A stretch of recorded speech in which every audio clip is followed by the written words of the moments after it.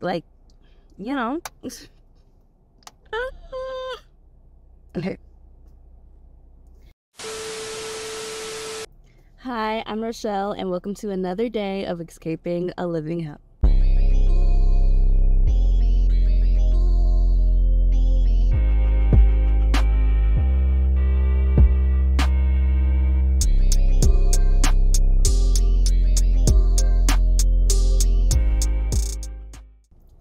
Okay, so today I'm going to be giving 10 tips on how to start your inner work journey.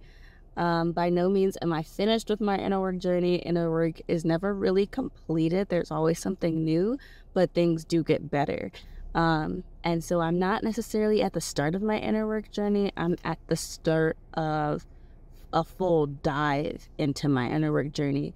But there are some things that I wish people had told me before I started, because inner work is literally opening a can of worms. And so I'm going to give some tips that will hopefully make the journey a bit better for others. So starting with number 1, and I have it written down so I don't get sidetracked, because I do. Take baby steps, move slowly. Realize that this is a process. There are stages throughout this entire thing. It's not going to be like you do one thing and then your inner work is done, or you think you solved one problem and it's just absolutely done. You're never triggered by anything remotely close to that type of incident ever again. Likely that's not going to happen. What's more likely to happen is that the smaller things that bothered you won't bother you as much, or may not bother you at all, but it may come at you in a bigger way, and then you have to tackle that new way. And so one thing that I have learned through the process is your problems, they don't go away, they elevate, they get better. You have better problems. There's someone that I follow, and I'm going to go into all of the people that have moved me through my inner work journey and who have inspired me through it all. I'm going to do an entirely separate video on those people and also the books that I read.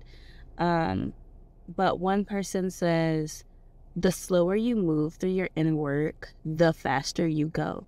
So it's not a race. It's not a competition. You're not competing with somebody else to see who can get their inner work done the fastest. No. This is a slow process. This is a slow journey. This is a life journey. So the slower you move through this, the deeper you will go, the faster you will grow. I hope that makes sense. Tip number 2. Do what feels right, not what feels comfortable. So for me, there are a lot of things, or maybe not a lot, but there are things that I don't necessarily want to delve into because I know it would, again, open a can of worms, and then I'm going to have to deal with the emotions that come up with that. But I know it would be right, and I know that it would be for my betterment if I did handle these issues within myself. And I know that I'm not going to be comfortable doing it. Like, inner work is not going to be a comfortable journey. It's going to get tough. It's going to be hard sometimes. You have to kind of psych yourself out and make yourself feel like it's easy. Like, hey, I can do this. If other people can do this, I can do this. If other people have dealt with these similar issues and they've grown and they've prospered from it, then so can I. Like, I'm not special in the sense that I can't do it and somebody else did, you know? So yes, this is not about being in your comfort zone, and it's really hard for me not being in my comfort zone. So as I'm telling you these tips, I'm reminding myself of these tips as well. So do what feels right, and that's not going to always be the most comfortable choice. Tip number 3, be patient with yourself, but also be patient with the people around you.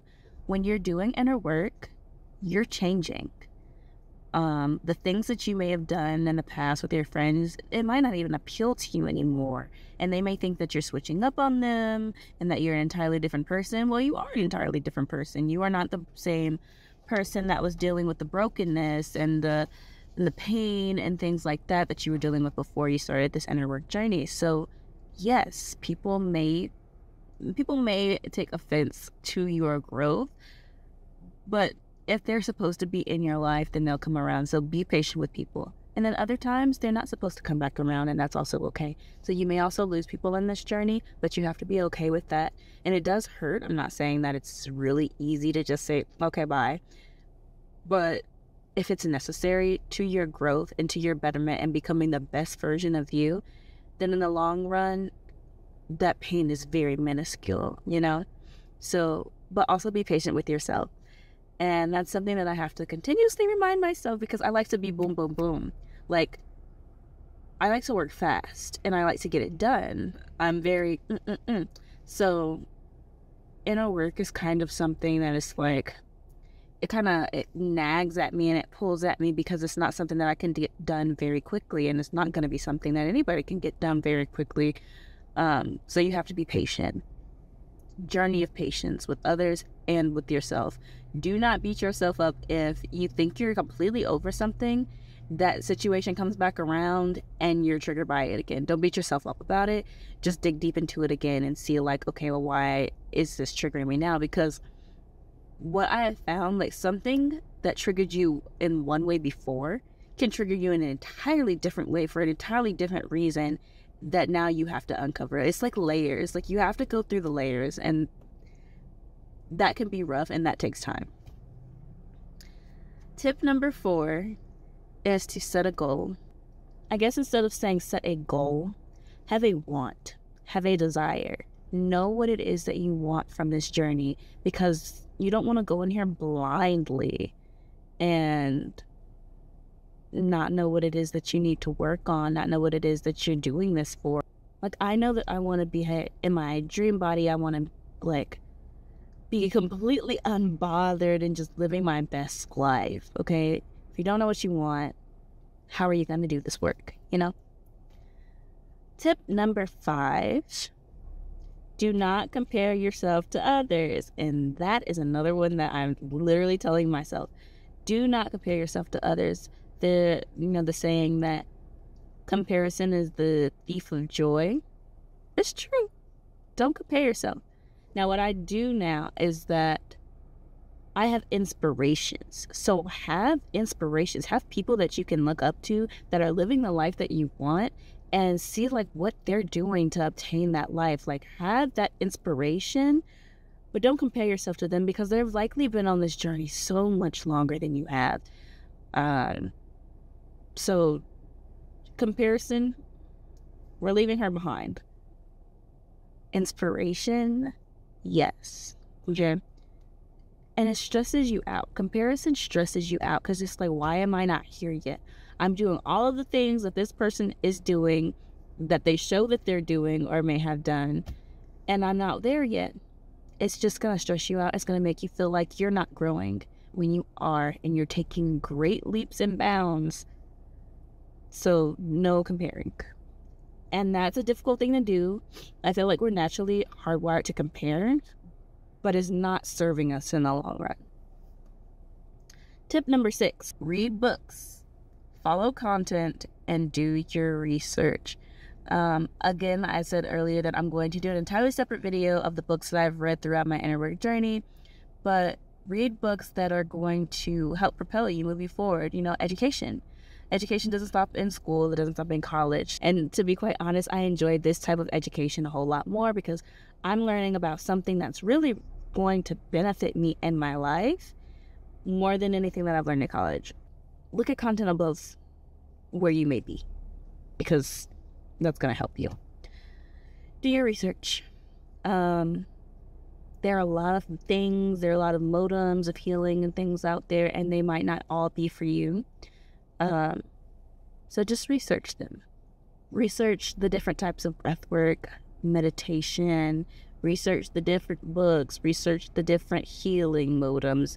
You could do therapy, you could do life coaching, like, research the different things. Know what you're kind of know what you're going to go into before you go into it, so you're not too surprised. Okay. Journal. It doesn't have to be a written journal. I have a written journal, but it could also be a video diary, kind of like this channel is for me. It's kind of a written, like a recorded documentation of my progress in life, and so is my written journal. So journal. There are a lot of resources out there for journal prompts, and I might do a video where I share some of my journal prompts that I do, but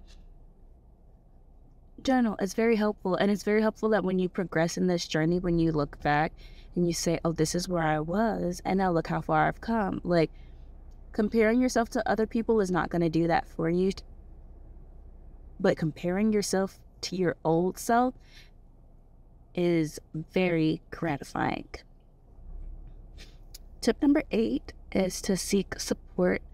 Of course, you have to do inner work yourself, but that doesn't mean you have to do it alone. Like, you can have an accountability partner, you can have a therapist, you can have a life coach.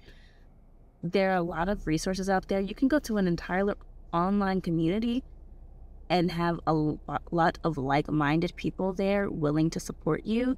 You don't have to just entirely seclude yourself. And I'm one of those people that likes to seclude, but I still have somebody that I can talk to about certain things and also keep me accountable. So that person for me is my mom. We're going through this inner work journey together. So like, we are constantly checking in with each other and stuff like that. So have somebody that's in your corner. Okay, that's always needed. Preferably a like-minded individual. You do not need somebody in your corner that's going to talk down about the stuff that you're doing. It's not going to help you. It's only going to hold you back, and it's only going to make you question yourself. Have somebody that's like-minded in your corner. If that's not anybody in your family, look outside of that. Look online. There are a lot of people everywhere, and in this era, we have connections basically any and everybody around the world. So yes, seek support. Tip number 9, get into meditation, mindfulness, and breath work. It's going to put you in a place where you can see what you're thinking. Because a lot of times thoughts just flow through our head and we could be fine. And then the next second we're upset and we don't even know why, but it's the thoughts that we're playing in our mind. So know what you're thinking. Meditate about it. Practice breath work. Relax. Get into your body. You know, I don't always do meditation and mindfulness as I should.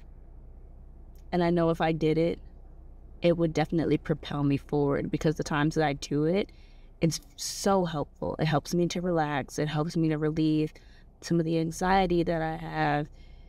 It helps put me in my body so I can feel what's going on within myself. It helps me sift through my thoughts.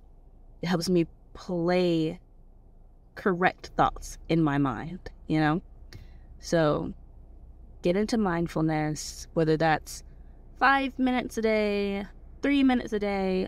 Take 1 minute and just practice mindfulness for a little bit and build up your tolerance to it. It's definitely going to help. Tip number 10 is to invest in yourself. Do not be afraid to invest in yourself.